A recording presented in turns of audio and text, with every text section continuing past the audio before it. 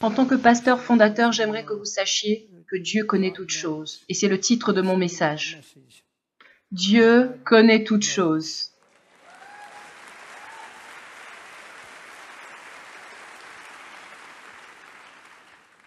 Je ne vais pas prêcher. Pourriez-vous me laisser simplement parler? J'aimerais simplement parler. J'aimerais que vous alliez dans le psaume 139, s'il vous plaît. Dieu connaît toutes choses.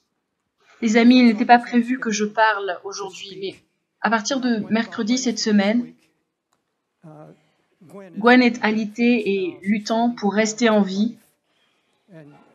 Et j'ai beaucoup demandé la prière pour elle. Je n'avais pas prévu d'être ici. Mais mercredi, ou c'était plutôt jeudi, le Saint-Esprit est venu sur moi et m'a dit « Tu dois aller dimanche matin pour parler. Tu dois simplement dire ce que je te dis de dire. Partage simplement ce qu'il y a dans ton cœur. » Et il s'agira alors de partager mon cœur. Ceci n'est pas un message prophétique, c'est un message d'espérance. Alors j'ai dit « Oui, j'irai, mais tu dois me donner la force. » Et il m'en a donné, voici les mots qu'il m'a donnés. Dieu connaît toutes choses. Psaume chapitre 139, si vous voulez bien, s'il vous plaît. Je lis à partir de la version King James. Éternel, tu me sondes et tu me, quoi? Tu me connais. Tu sais quand je m'assieds et quand je me lève. Tu pénètres de loin ma pensée. Tu sais quand je marche et quand je me couche, et tu pénètres toutes mes voies. Car la parole n'est pas sur ma langue que déjà, ô Éternel, tu la connais entièrement. Tu m'entoures par derrière et par devant, et tu mets ta main sur moi. Une science aussi merveilleuse est au-dessus de ma portée. Elle est trop élevée pour que je puisse la saisir. Où irai-je loin de ton esprit? Et où fuirai-je loin de ta face? C'est ce que je voulais lire. Il connaît toutes choses. Père céleste, s'il te plaît, voudrais-tu venir et réconforter les cœurs de toutes ces personnes qui vivent avec toutes ces peurs concernant le futur? Viens maintenant. Pour ceux qui ont franchi le seuil de cette assemblée, qui sont venus avec un cœur lourd, un cœur peiné, et d'autres encore dans la confusion. Seigneur, j'ignore qui ils sont. Il n'y a aucun moyen pour moi de savoir qu'ils sont ici, mais parle à leur cœur. Et ils le reconnaîtront, parce que lorsque tu nous parles, c'est comme si quelqu'un avait divulgué notre vie. Lorsque tu parles et que ton Saint-Esprit vient, il y a quelque chose qui touche les cœurs et qui ne peut pas être balayé. Alors je viens humblement à toi, comme une voix simplement. Veuilles-tu nous communiquer ta pensée et ta miséricorde? J'ai ainsi prié au nom de Christ. Amen. Ce message sera diffusé sur Internet pour aller partout dans le monde et ce matin, j'aimerais parler à ceux qui sont dans l'affliction, à ceux qui sont en train d'être éprouvés. J'aimerais parler à ceux qui prennent soin de leurs parents ou de toute autre personne et qui savent ce que c'est que de voir la peine et la détérioration de la vie d'une personne que l'on aime. Ou alors à ceux qui avaient perdu un membre proche et vous êtes dans la tristesse. Ou encore vous avez peut-être été licencié, vous êtes au chômage, ou vous avez peut-être perdu votre maison, ou pensant que vous n'allez peut-être plus avoir de toit, de maison, et que vos finances ne font qu'empirer, devenir pire. Je suis ici pour vous dire que Dieu connaît toutes choses. Je dis que je suis ici pour vous dire que Dieu connaît toutes choses.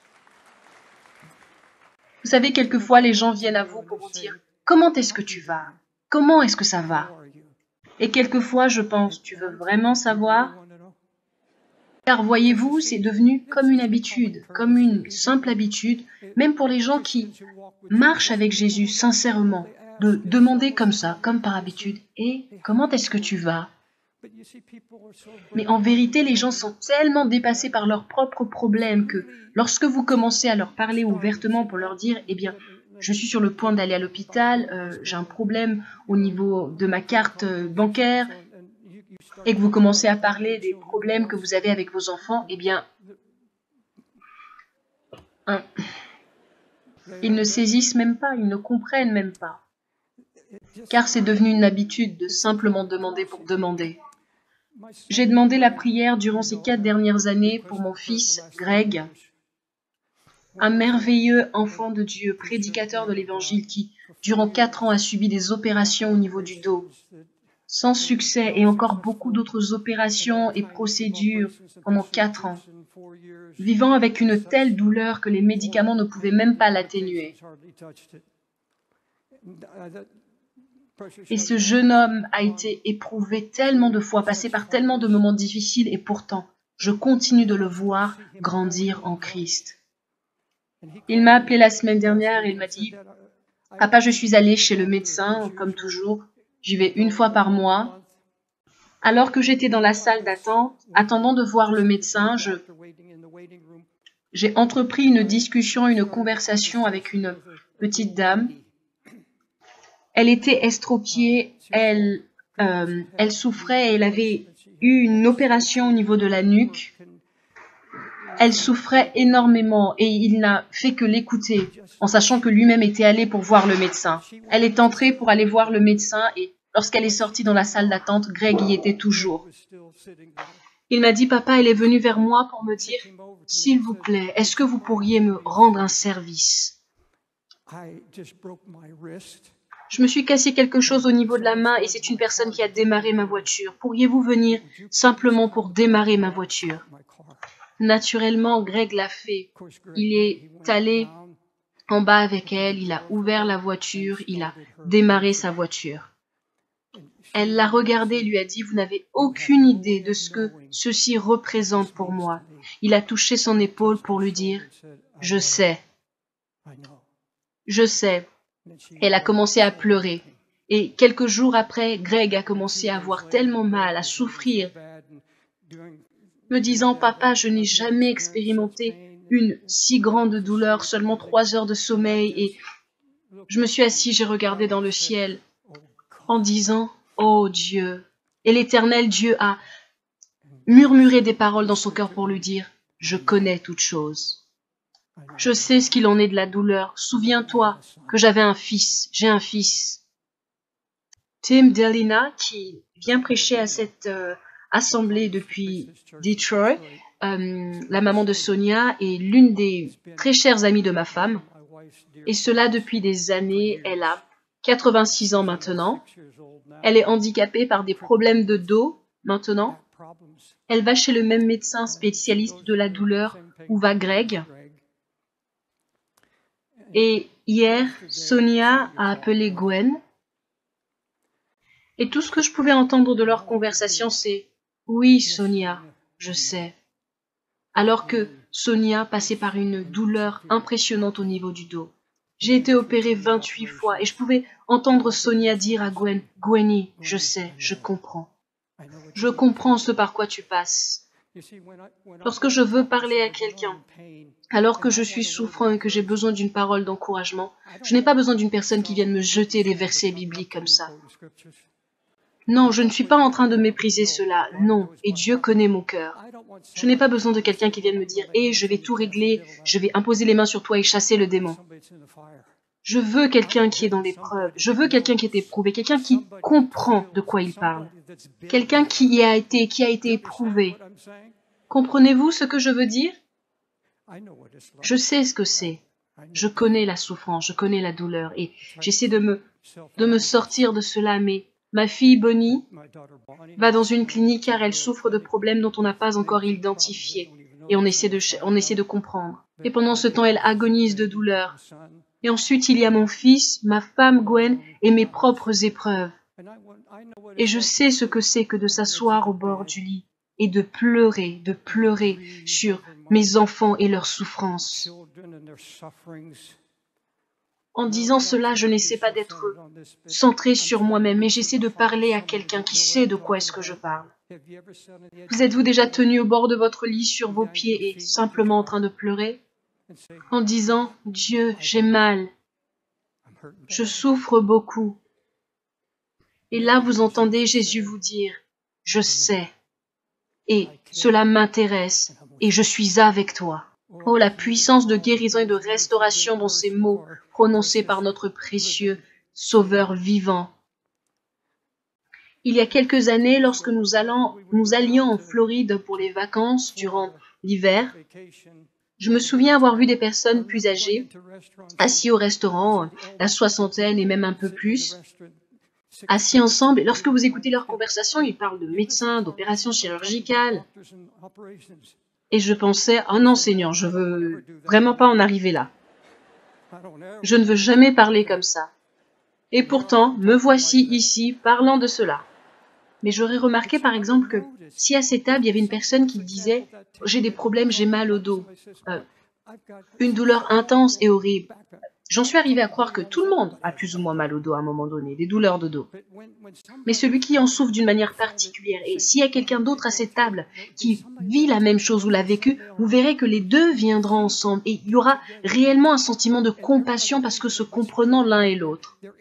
Ces personnes resteront à discuter et sachant de quoi elles parlent. Eh bien, sachez que nous avons le Père Céleste qui connaît la souffrance. Son propre Fils à la croix souffrait, agonisait. Notre Sauveur béni est notre Seigneur et a même enduré les souffrances de nos infirmités.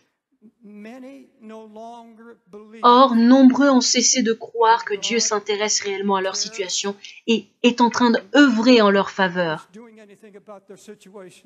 Et disent, mais où est Dieu dans tout ceci?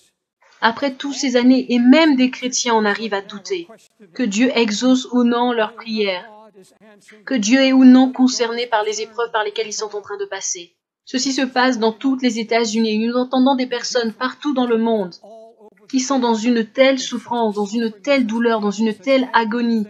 Et certains d'entre vous qui êtes jeunes dans cette salle, vous vous dites « Oh, je ne me sens pas du tout concerné ». Eh bien, le temps fera les choses. Je ne vous le souhaite pas, mais tout ce que je vous dis, c'est que avec le temps, vous connaîtrez vous aussi la douleur.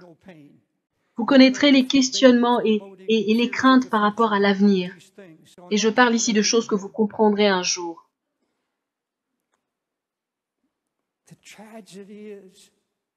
La tragédie, c'est lorsque la souffrance continue et que les situations empirent et que vos cris semblent ne pas être entendus. Il y a de la tendresse et des pleurs dans la nation et même dans l'Église. Et il y a aussi de l'amertume contre Dieu. C'est ici le point central pour lequel je suis ici. Le Seigneur a parlé avec amour à mon cœur afin que j'avertisse.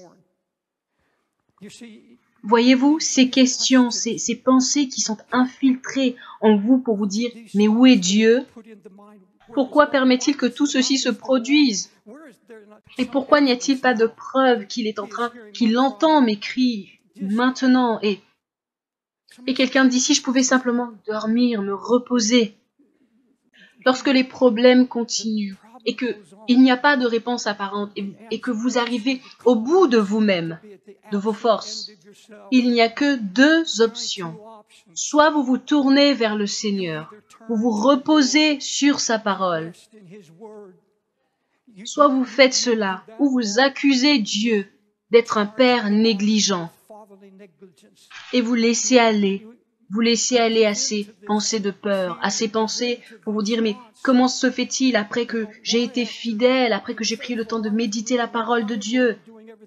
Pourquoi après tout cela suis-je en train maintenant de souffrir?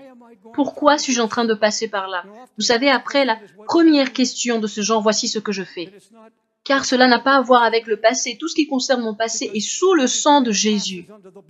Jésus-Christ. Et donc, cela est passé et oublié. Le diable ne peut plus venir m'accuser à ce sujet-là. Lorsque des afflictions qui me meurtrissent commencent à arriver, nous attaquer, nous avons le choix. Tu as le choix.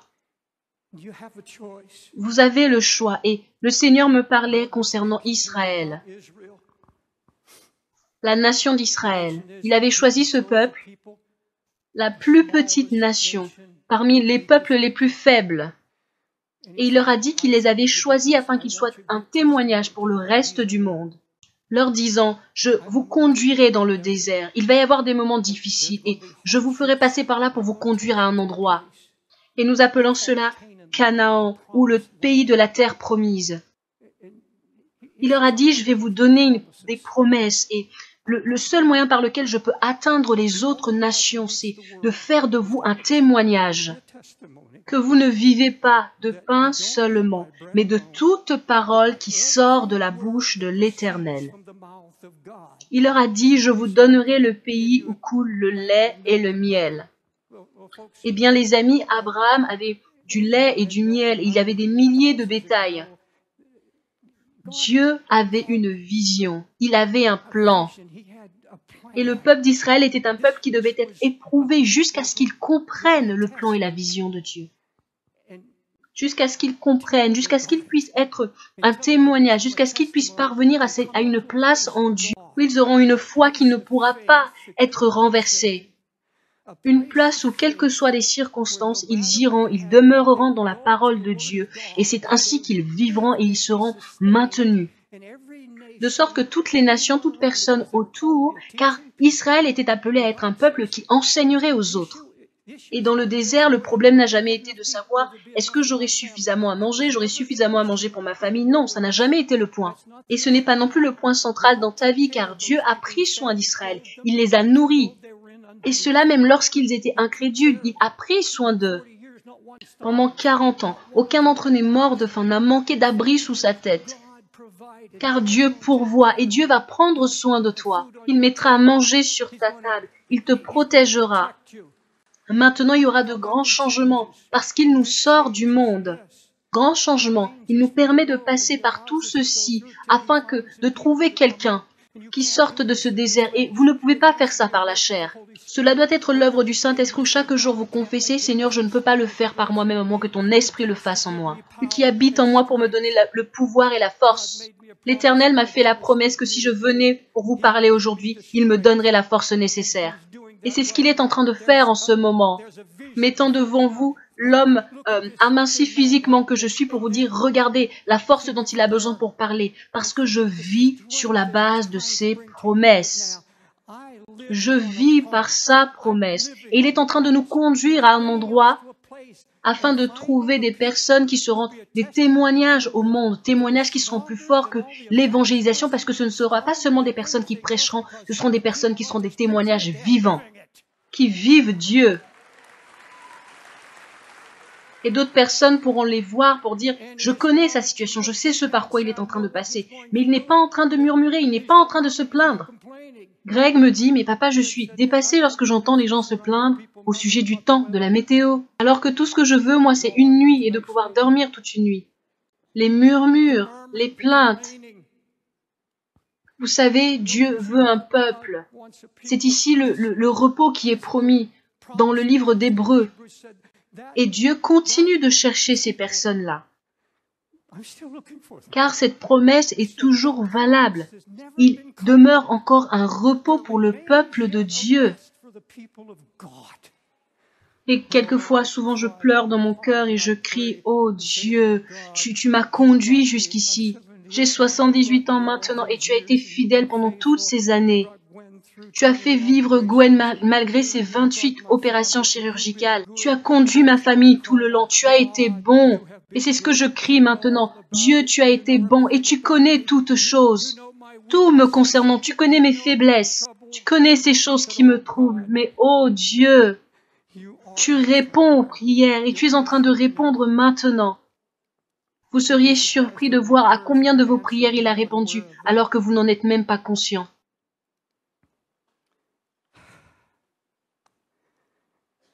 Voyez-vous, Dieu sait ce qu'il y a dans nos cœurs. Il sait toutes choses, et c'est ce que la parole de Dieu déclare. Quelques pharisiens vinrent à Jésus pour l'entendre parler. Et dans la Bible, nous voyons qu'ils l'ont méprisé, qu'ils l'ont ridiculisé. Et Jésus se tourna vers ces pharisiens qui étaient dans la convoitise pour leur dire « Vous cherchez à paraître juste devant les hommes, mais Dieu connaît vos cœurs. Ce qui est élevé parmi les hommes est une abomination devant Dieu. »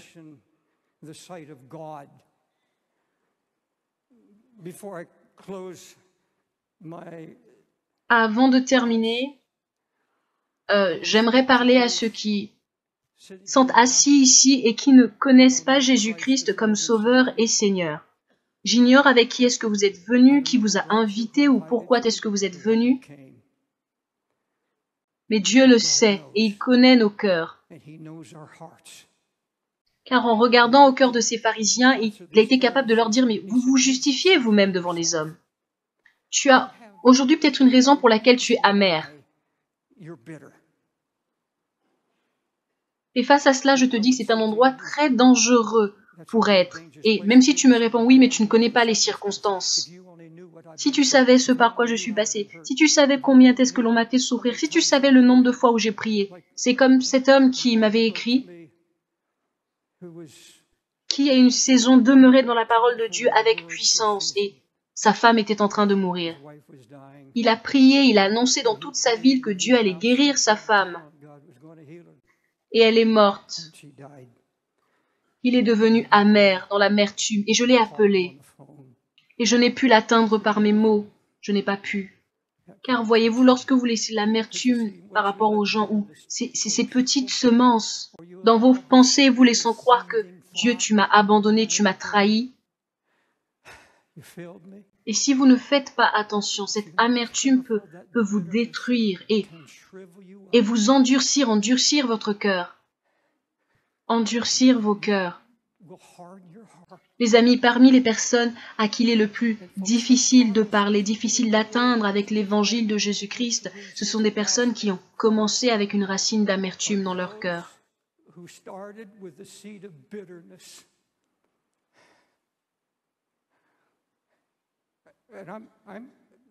À partir de ce moment, je ne suis pas en train de parler en lisant mes notes. Il y a des personnes qui sont assises ici et qui sont en train de m'écouter. Je suis simplement une voix envoyée du trône de Dieu. Un vase faible vous apportant un message du cœur de Dieu. Je veux parler à ceux qui sont dans cette assemblée depuis un bon moment déjà et être présentement en train d'affronter quelque chose. Prenez garde contre la voix de l'ennemi du diable qui vient à vous maintenant, vous envoyant des paroles de peur et d'incrédulité. J'ai eu à parler il y a quelques semaines à certains étudiants et il y a une telle, et ils me disaient, je ne sais même pas si Dieu est encore là. Je ne crois même plus qu'il s'intéresse. Et un jeune homme là-bas me disait que quelquefois il ressent juste l'envie de finir avec tout ça. Car ne sentant plus Dieu, ne ressentant plus Dieu, je ne peux pas défendre Dieu. Je ne peux pas expliquer à ceux qui aimeraient savoir pourquoi est-ce que Dieu permet la souffrance. Pourquoi est-ce que Dieu permet, et il y a des enfants qui demandent, mais où est Dieu? Où est Dieu en ce qui me concerne? Où est Dieu dans ma situation? Je ne peux pas répondre à toutes ces questions. Et vous ne pouvez pas venir à Dieu en vous positionnant de cette manière-là, car un jour, il nous expliquera tout. Nous parlera de la dictature de l'homme, de toutes ces personnes qui avaient entendu l'évangile de Jésus et qui avaient vécu simplement comme ils voulaient, ne laissant pas l'évangile pénétrer en eux et les changer, qui ont demeuré dans l'amertume au point que cette amertume devient terrifiante. Un jour, l'Éternel Dieu nous expliquera tout cela. Ne pouvons pas vous dire ce que je ne sais pas, je peux toutefois vous dire ce que je sais. En retournant au psaume 139, je sais, Éternel, tu me sondes et tu me connais. Tu sais quand je m'assieds et quand je me lève. Je sais que Dieu a pardonné mes péchés. Je sais que je suis lavé par le sang de Jésus-Christ. Je sais qu'il a promis de me préserver de la chute et de me présenter devant le trône de Dieu sans tache ni ride. Je crois en ce qu'il a dit, savoir qu'il pourvoira à tous mes besoins, conformément à sa miséricorde. Je sais que Dieu est réel, qu'il est là et qu'il continue de guérir et qu'il écoute les prières. Je sais qu'il peut te rencontrer là dans ta tristesse, là dans ton chagrin. Je sais cela. Il connaît le chemin que j'emprunte. Et alors qu'il m'éprouve, je sortirai de là pur comme de l'or. Et je crois de tout mon être que nous devons être des personnes qui sont des témoignages, à un moment ou à un autre, Je ne vivrai pas de pain seulement, en ne me focalisant pas seulement sur mes besoins matériels, ne vivant pas dans une peur constante, mais allant humblement devant le trône de Christ pour dire « Jésus, ta parole est éternelle. Tu as prouvé ta fidélité de génération en génération, et ce livre, la Bible, est plein de souffrances et aussi des délivrances accordées. » Alléluia, louange à Yahweh.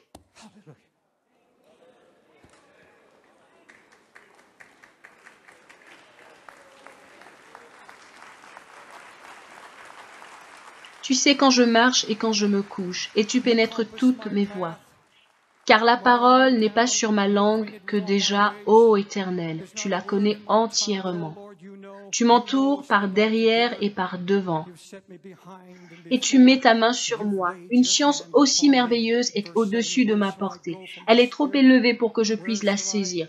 Où irai-je loin de ton esprit, et où fuirai-je loin de ta face? Si je monte aux cieux, tu y es. Si je me couche au séjour des morts, t'y voilà. Si je prends les ailes de l'aurore et que j'aille habiter à l'extrémité de la mer, là aussi ta main me conduira, et ta droite me saisira.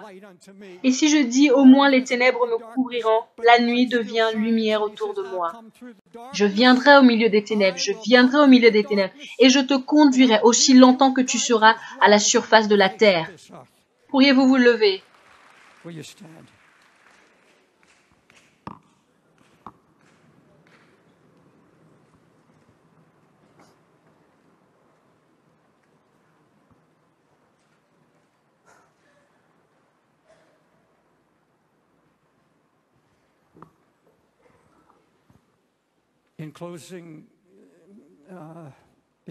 Pour clôturer, avant que nous n'adorions, pour une nouvelle saison, j'aimerais lancer une invitation. Ceux qui sont au niveau du balcon, à tout autre endroit, où que vous soyez, au son de ma voix,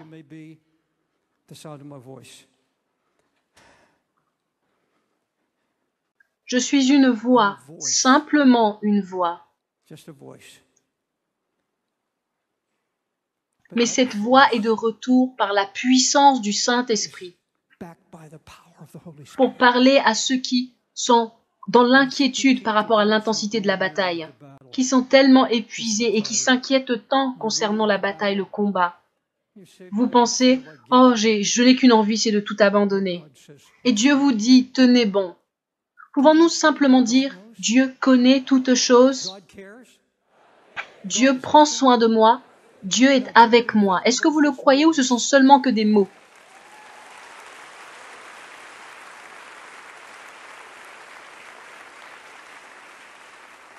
Si tu t'es refroidi spirituellement et si tu es éloigné de Dieu, ou alors que tu es ici faisant face à un problème de vie ou de mort, ce n'est pas le moment pour donner des excuses pour expliquer pourquoi est-ce que tu ne sers pas Christ,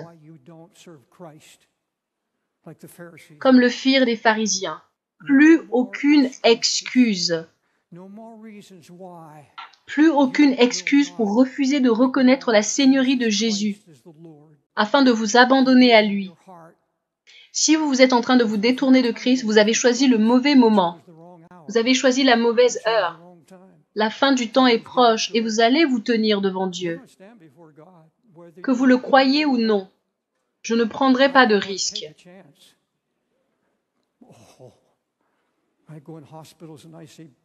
Lorsque je vais à l'hôpital, je vois des gens pleins de haine, d'amertume, alors que dans quelques heures, ils se tiendront devant le trône de Dieu. Et je tremble.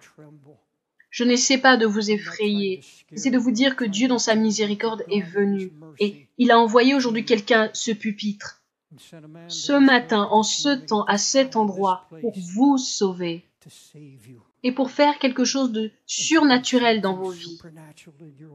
D'habitude, nous invitons les gens à venir ici pour se tenir ici afin de prier.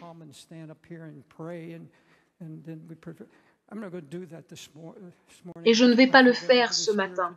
Je ressens que le Saint-Esprit dit simplement, si ton cœur est devenu froid ou tiède, si tu ne connais pas Christ, j'aimerais simplement que tu baisses ta tête et que tu dises ceci. Pour les autres, ne baissez pas votre tête par tradition, mais par révérence devant le Seigneur.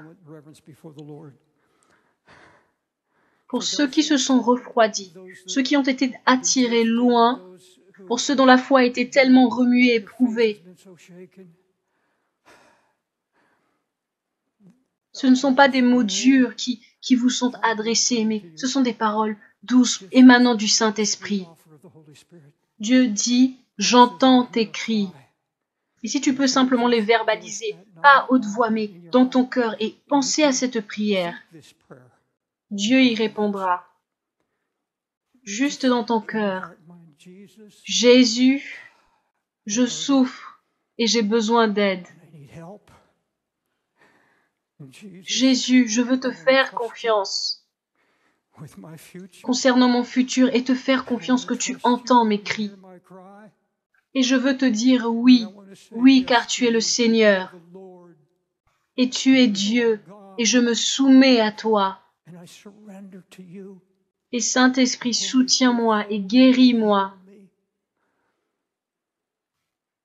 Et à ceux qui ont l'habitude de venir dans cette assemblée depuis un moment et qui connaissaient le Seigneur, voudriez-vous laisser le Seigneur vous communiquer une parole? Voudriez-vous laisser Dieu vous donner une parole maintenant?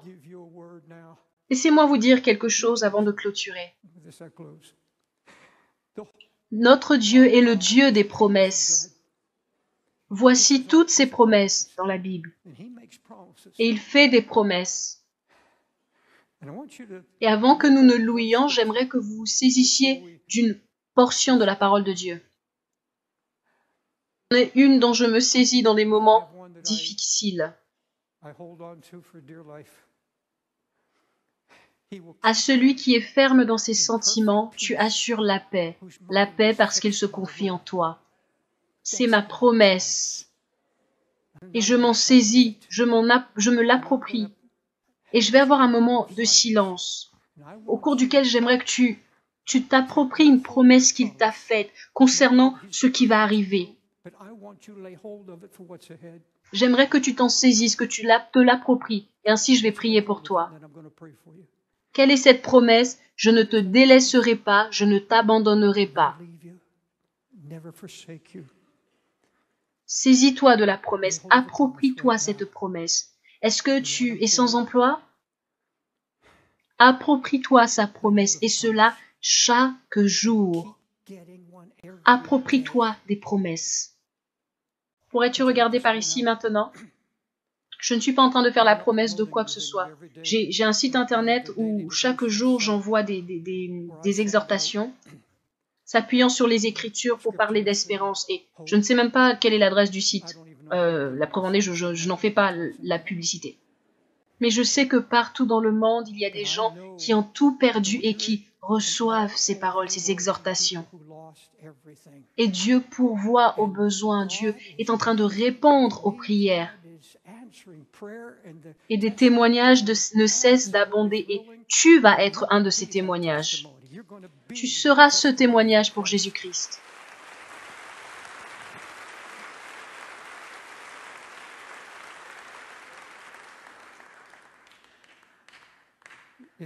Et si tu souffres tellement que tu te dis « je ne peux pas partir d'ici sans que l'on ait particulièrement prié pour moi » au sujet de ma situation et surtout si vous affrontez une situation de vie ou de mort.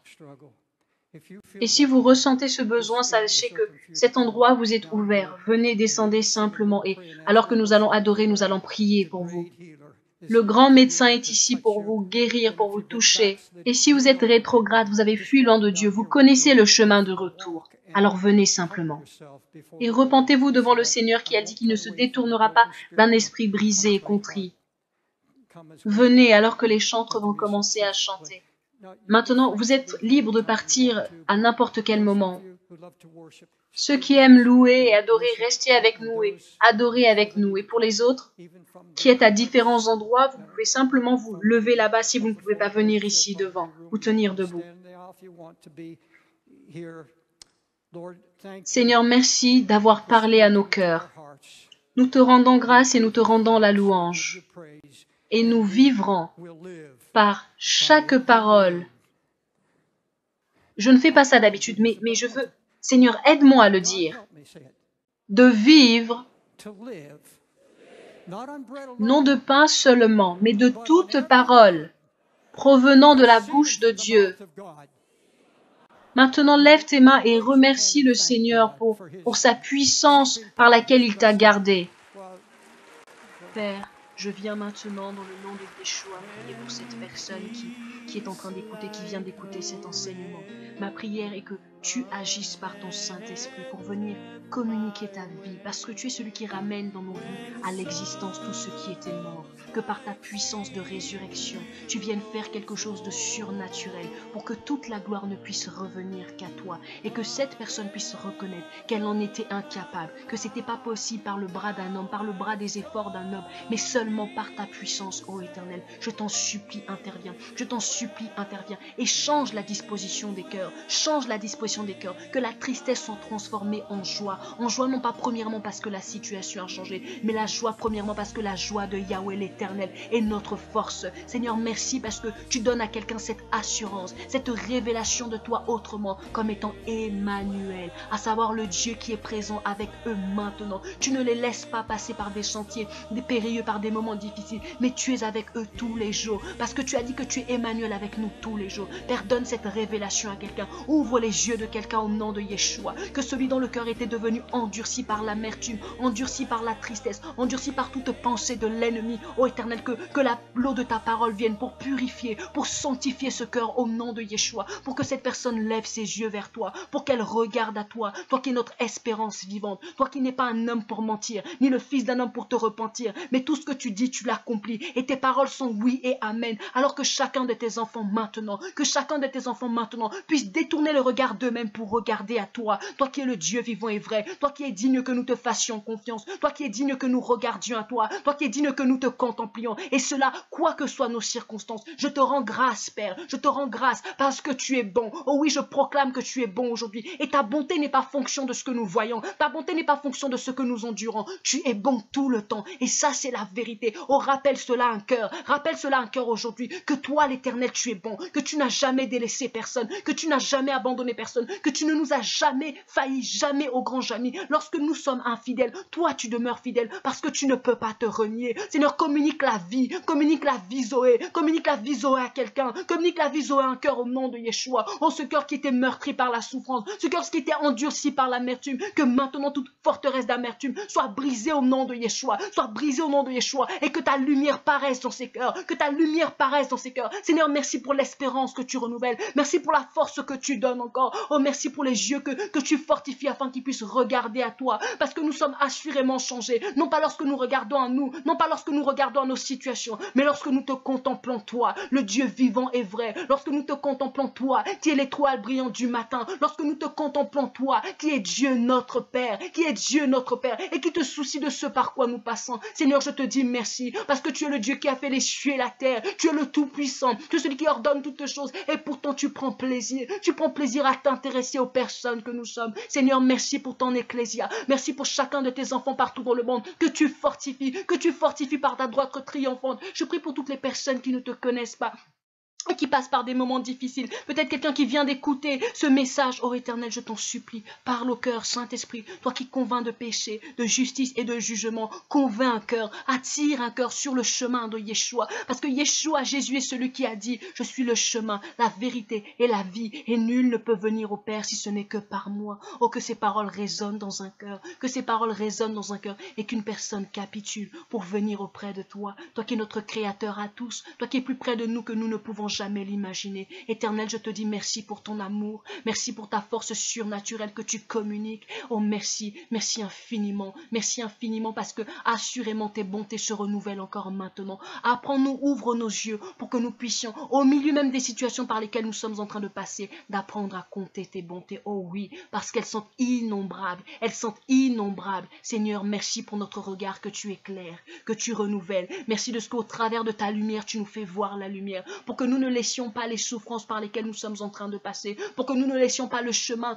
de l'épreuve par lequel nous sommes en train de passer, nous obscurcir la pensée, nous obscurcir l'intelligence, pour que nous en arrivions à oublier que tu es le Dieu fidèle, pour que nous en arrivions à oublier que tu es Dieu notre Père et que tu prends soin de nous. Merci Père, parce que tu nous communiques jour après jour notre pain quotidien, tu nous donnes notre pain quotidien et tu nous apprends à vivre, non pas seulement de pain, mais de toute parole qui émane de ta bouche et qui produit en nous la vie véritable. Que toute la gloire te revienne, parce que tu es fidèle et merveilleux. Toi, que tous les anges adorent, toi qui es adoré par tous les peuples, en toutes langues. Seigneur, sois glorifié parce que tu es fidèle. Au nom puissant de Yeshua Mashiach, de Jésus-Christ de Nazareth, garde ces personnes. Amen. Je t'invite maintenant à écouter ce cantique qui parle de la fidélité, de la bonté de Dieu au milieu de chaque situation. Que Dieu te bénisse.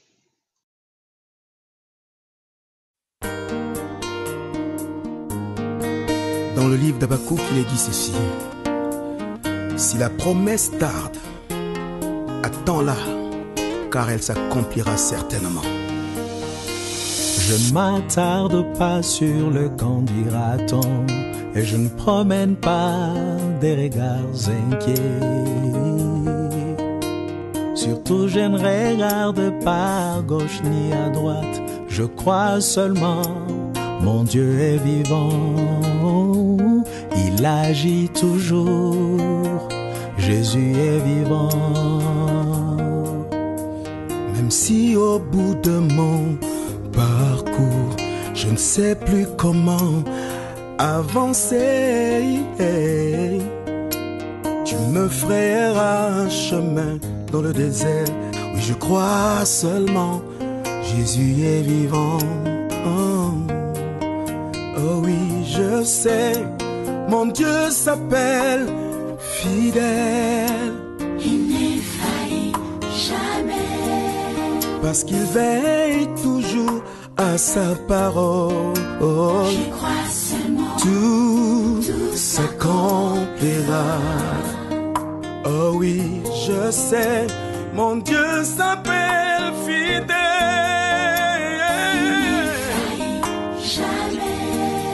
Parce qu'il veille toujours à sa parole. je crois seulement, Tout s'accomplira.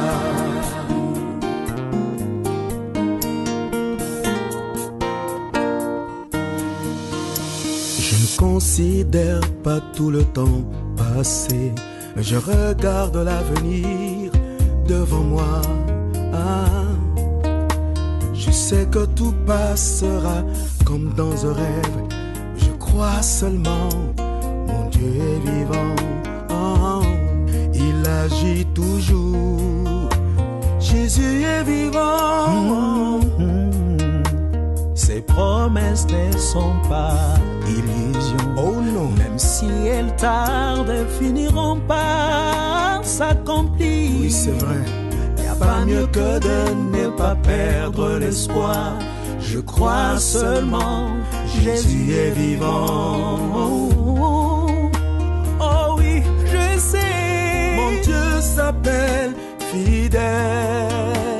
il n'est failli jamais, Parce qu'il veille toujours à sa parole. je crois seulement, Tout tout s'accomplira. s'accomplira. Oh oui, je sais, mon Dieu s'appelle fidèle. Jamais, parce qu'il veille toujours à sa parole. Je crois seulement, Seulement tout s'accomplira. Oui, je crois seulement je crois seulement, tout s'accomplira. Oh, je crois seulement